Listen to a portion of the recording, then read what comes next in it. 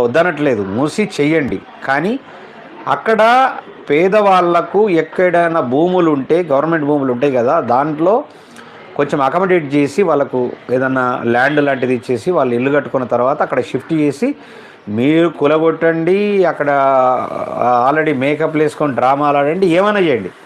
అది కాదు, ఎవ్వరూ దాన్ని ఆబ్జెక్షన్ చేస్తలేరు. మూసీని సుందరీకరణ చేయడము చాలా మంచిది అని కూడా అంటా ఉన్నారు.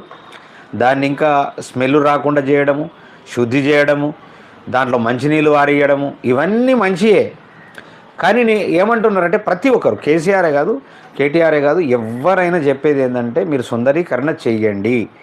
కానీ అక్కడ ఆ పరివాహక ప్రాంతాలలో ఎవరైతే ఉన్నారో వాళ్లకు ఇండ్లు కూరగొట్టే కన్నా ముందు డెఫినెట్గా మీరు వాళ్ళకి అకామిడేట్ చేసి, అంటే ఈ డబల్ బెడ్రూమ్లు ఏది మన